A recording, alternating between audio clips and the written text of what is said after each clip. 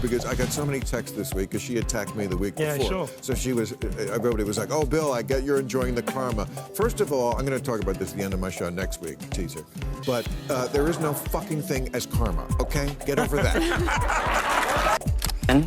But it struck me that in the first segment you used the term woke, and you said that woke is what was sort of ruining everything. And I know that you're... No, I didn't say ruining everything. I said that's why Trump could get reelected. That's why Trump could get reelected. Yeah. So the term woke has been, in my view... But you basically go after Trump and Biden, you know, both of them. And a lot of people are not happy with you about that. I'm not equally. Well, not equally, because you know that Trump is doing more dangerous. Of course. I mean, I don't think anybody was more out front on that danger than I was. I was talking about how he was never going to give up power long ago when everybody was laughing at me and said, you smoke too much pot. And I said, I smoke just the right amount of pot. Finally, new rule. Someone must tell the usual suspects on the far left that the saying is, when you're in a hole, stop digging, not keep digging. Talk about doubling down on what got you fucked in the first place.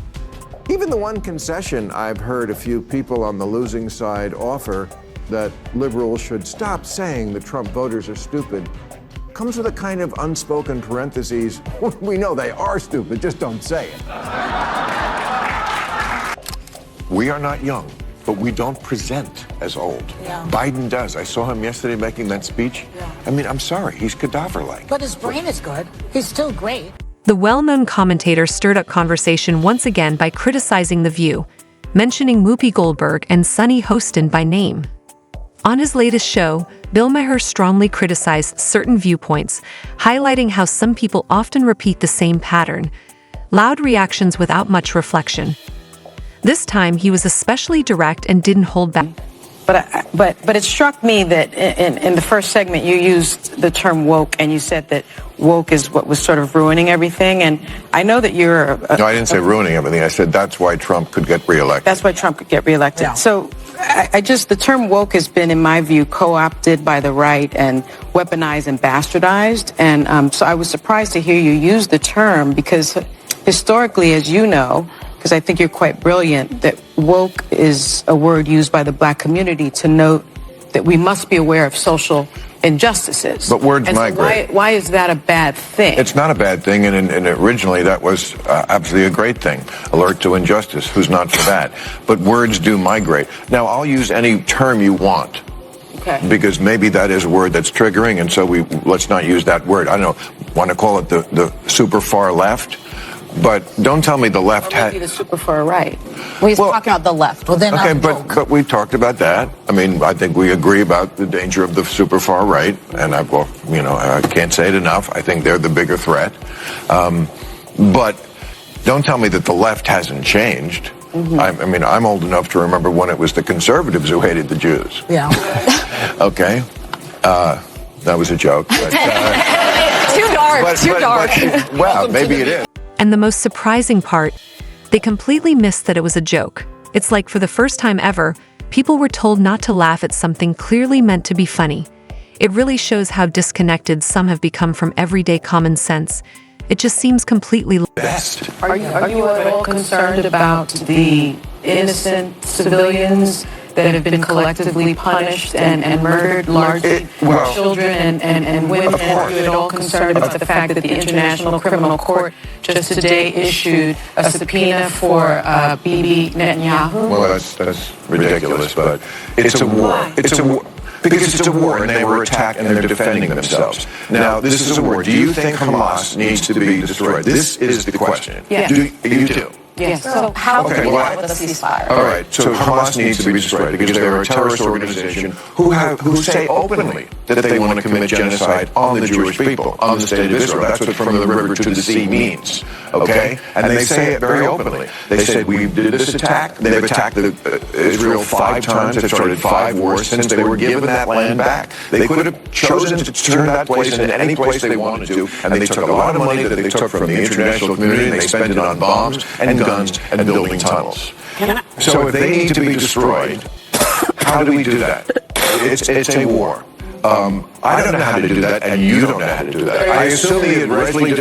Of course everybody is, but that's what happens in a war. Here's a way to stop that. Stop attacking Israel.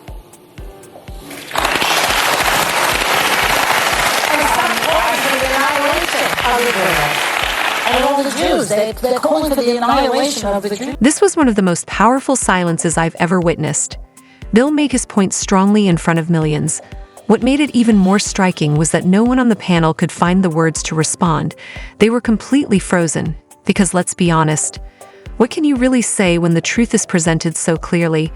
They found themselves in a difficult spot, supporting the opposite side while distancing themselves from the very people they usually speak for. But you basically go after Trump and Biden, both of them. And a lot of people are not happy with you about that. Not equally.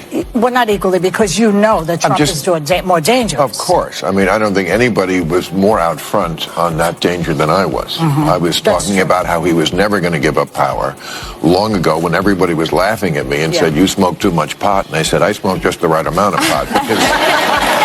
Because plainly, I was using the term slow-moving coup before he was elected the first time. That's right. I said, this guy is never going to concede power. It's impossible to imagine him going, I lost. Yeah, can't do it.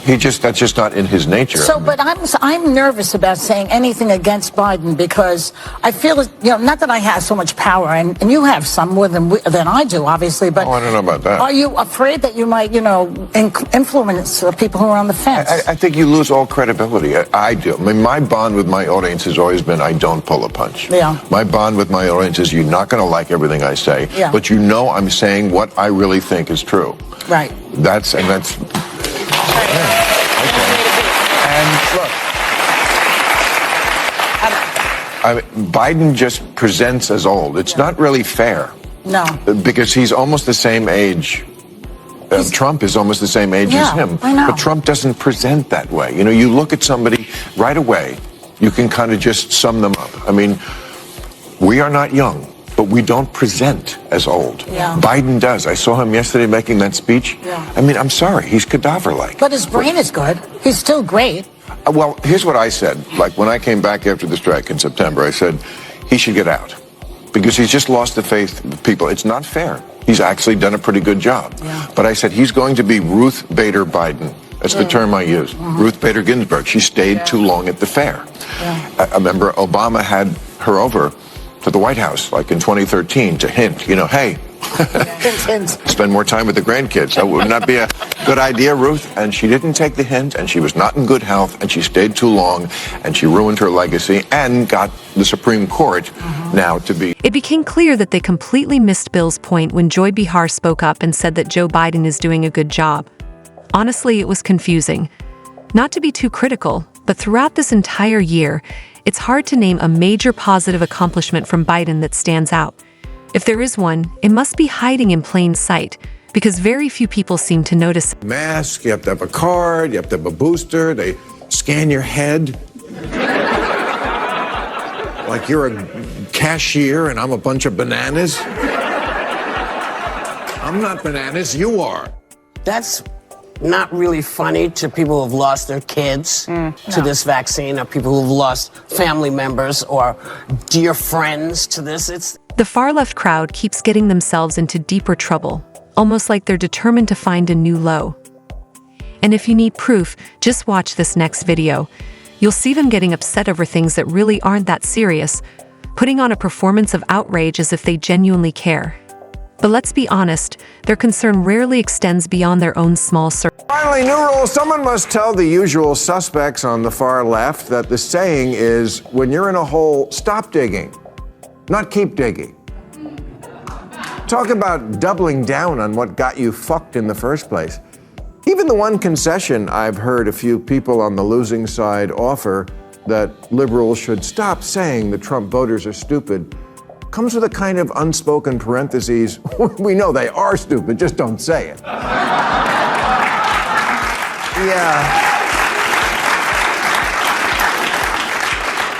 Yeah, I got bad news for you. They don't have a monopoly on stupid.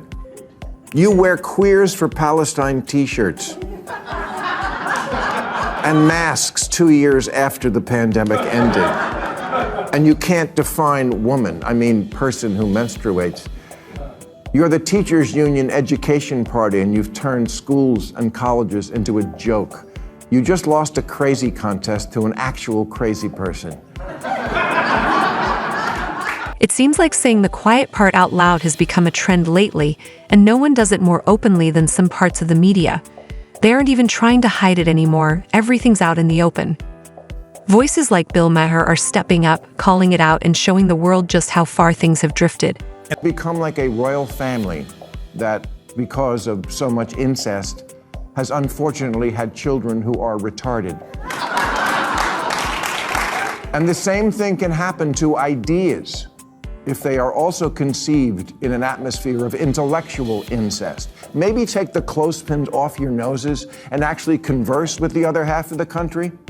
Stop screaming at people to get with the program and instead make a program worth getting with. The left rarely stops to consider that they might be wrong, especially on shows like The View. They often act as if they're the only ones heading in the right direction. But just wait until you hear how Bill Maher challenged their perspective, saying what few others have had the courage to. Things like, well, you can't fix stupid. Sorry, that doesn't work with me. Yeah, you're stupid because you're not thinking about the bigger picture. You're not thinking about maybe we did something wrong. Maybe we're not perfect. It's like a relationship. You got dumped. America dumped you, and they're all like, you don't know what you had. No, it's Yes, they do. They know what they had, and what they're saying is, we know what we had, and you're a mess. It's a due to I'm not saying we should blindly trust Bill Maher, but when the left starts revealing its issues on national TV, you can bet I'm paying attention. Clearly, no one on that side is stepping up to change course. The left keeps moving further off track, and honestly, things haven't improved. Even their mainstream media seems to be struggling under the weight of its own contradictions. PBS testified before Congress this week amid accusations of liberal bias. Should the government continue to send taxpayer dollars to public broadcasters? Well, a little background here. I mean, they've been after them the Republicans have wanted to get rid of PBS for as long as I can remember. This crowd will probably do it. I mean, I also read my namesake, Catherine Maher, was head of NPR, and, she said, we're completely unbiased. Give me a break, lady. I mean, they're crazy far left. So, I mean, I think we're past the age, really, where the government, first of all, why do we need to subsidize? Why can't we have outlets like this? And we're so polarized. These outlets became popular at a time when Republicans and Democrats didn't hate each other and weren't at each other's throats and didn't think each other was an existential threat. In that world, you can't have places like this, I think, anymore. They have to be private. And just to clarify, they were the ones shouting about cutting government funding, saying things like, if you can't survive without federal dollars, maybe it's time to rethink your business model and create content that actually attracts viewers. The irony is, that statement now applies more to their own media outlets than anyone else.